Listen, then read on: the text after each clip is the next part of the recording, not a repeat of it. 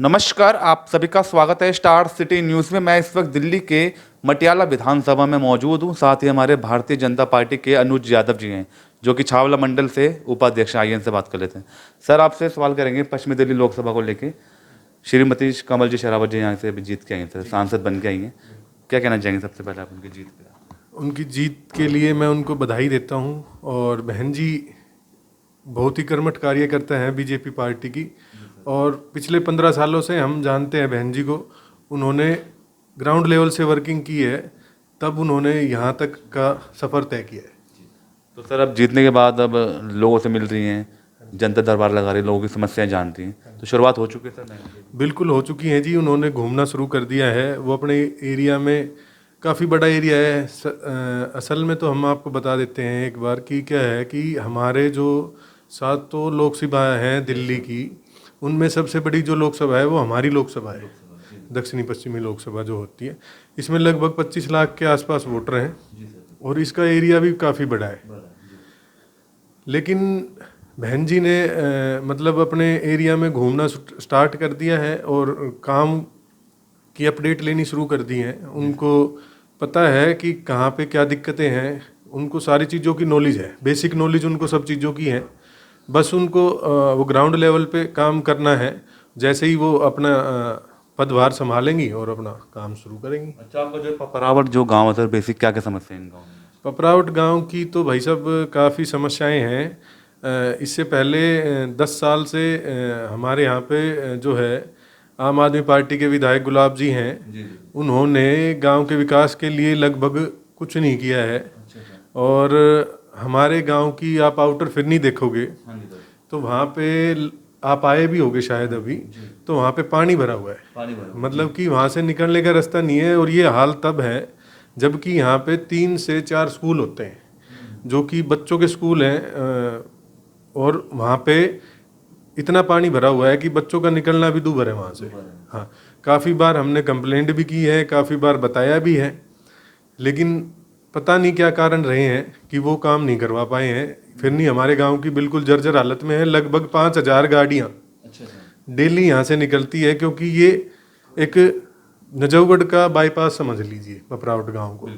नजफगढ़ से आते वक्त जो गाड़ियाँ हैं जो गुड़गांव की तरफ जाती हैं, वो पपरावट होकर ही गुजरती हैं।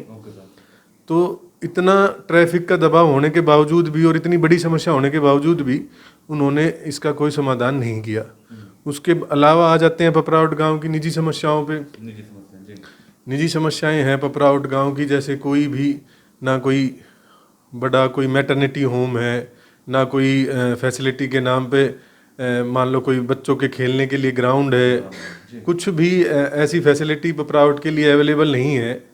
कि जो इतना बड़ा गांव है जी हमारा, लगभग 4,500 वोट हैं और 8,000 की आबादी है, और शहर के सबसे नज़दीक गांव है हमारा।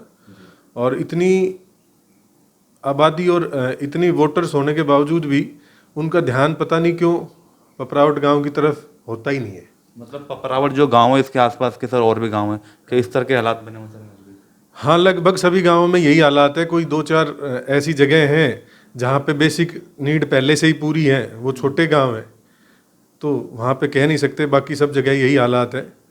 और जो एक कहावत है कि जो फ्री की मार है ना, वो अब जनता भुगतने लग रही है। तो 25 के विधानसभा चुनाव में सर क्या लगता है आपको, क्या परिणाम आने वाला है? परिणाम तो बीजेपी के फेवर के ही होने चाहिए अब की बार, क्योंकि अब जनता जो है वो परेशान हो चुकी है। उनको पता चल चुका है कि फ्री कुछ नहीं है, फ्री का कुछ इशू रहा नहीं है ज़्यादा। अब लोग समझने लग गए हैं कि अब चीज़ें बदलेंगी, कि अब ये सोच रहे हैं कि फ्री में बिजली है, ये है, मान लो पानी दे दिया, बिजली दे दिया, लेकिन वो जा कहाँ से रहा है? वो जा तो हमारे टैक्स पेयर की जेब से ही है ना। तो ये चीज़ें अब पब्लिक को समझ में आने लग गई है। और आम आदमी पार्टी की एक बड़ी मतलब कुंचित सोच है कि वो क्या करती है, वो लोगों को बरगला देती हैं। वो झूठ बोल के ना वो उनको बहका लेती है। ये उनके पास एक कला है। तो भारतीय जनता पार्टी के पास कोई बेसिक मुद्दे हैं सर? आप जैसे कह रहे हैं इस बार बदलाव होने जा रहा है, इस बार भारतीय जनता पार्टी की सरकार बनेगी, क्यों लगता है? बेसिक मुद्दे यही हैं जी। अब जैसे अब बहुत सारी चीज़ें हैं। अभी प्रधानमंत्री ग्रामोदय योजना के तहत जो अभी दिल्ली के लिए एलजी साहब ने, हमारे वीके सक्सेना जी ने जो फंड अलॉट किए हैं, तो वो प्रत्येक गांव में लग रहे हैं। और प्रत्येक गांव में लगभग करोड़ों के रुपए आए हैं। हमारे आप जो देहात के गांव हैं, मटियाला विधानसभा में सबसे ज़्यादा गांव लगते हैं, हमारी दिल्ली की विधानसभा है।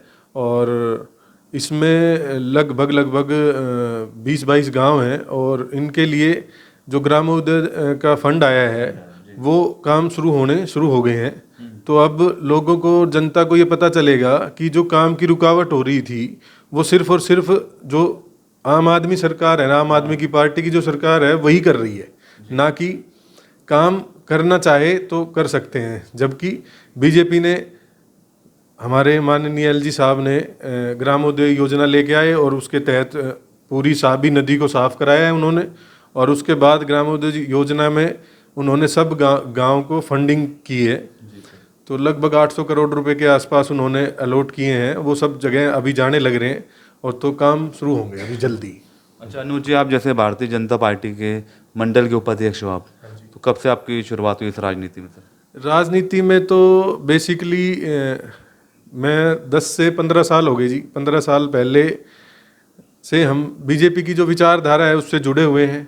और 15 साल पहले छोटे होते थे तब से ही विचारधारा जो बीजेपी की थी उस टाइम से ही जुड़े हुए हैं बीजेपी से। और वो विचारधारा है जो वही हमारी पीढ़ियां हैं। हमारे जो बुजुर्ग थे वो भी बीजेपी से जुड़े हुए थे। तो उसके साथ साथ हमें भी वही चीज़ें देखने को मिली, तो वो चीज़ें देखने से बीजेपी की तरफ ही रहा हमारा। और बेसिकली क्या है कि पपराउट गांव भी सदा बीजेपी की तरफ ही रहा है। मतलब कि बीजेपी का जो गांव मानते हैं, तो यहाँ इलाके में बीजेपी के गांव के रूप में पपराउट गांव जाना जाता था। एक समय में जब आदरणीय साहब सिंह वर्मा जी सीएम होते थे, तो वो पपराउट गांव से काफ़ी लगाव था उनका। तो वो काफ़ी आते जाते थे यहाँ पे। बहुत सारे लोगों को वो पर्सनली भी जानते थे। उसमें सुल्तान जी हैं और भी हैं 2-3। तो मतलब शुरू से ही बीजेपी का गांव रहा है पपरावट। तो उसी विचारधारा के साथ हम आगे बढ़े हैं और वही चीज़ें अभी चल रही हैं। और अब हमारे माननीय प्रधानमंत्री श्री नरेंद्र मोदी जी की जो विचारधारा है उसको हम आगे ले जाने की कोशिश करते हैं। अपने आस पड़ोस में जितने भी चीज़ें होती हैं, जो अपने सर्कल में जो चीज़ें होती हैं वो चीज़ें बताते हैं। मंडल में उपाध्यक्ष का दायित्व है, तो उसको ग्राउंड लेवल पे वर्किंग कर रहे हैं। तो चीज़ें ऐसे ही चल रही हैं। और अपनी क्या क्या सेवा सर? आप एक भारतीय जनता पार्टी में तो जुड़े ही हैं, और लोगों के प्रति आप किस तरह अपनी लोकप्रियता निभाते हैं सर क्षेत्र में? भारतीय जनता पार्टी से तो जुड़े ही हुए हैं। बाकी शुरू से ही क्या है कि मेरी लीडिंग कैपेसिटी होती थी शुरू से ही। जैसे लीड के रोल में मैं काम करता था।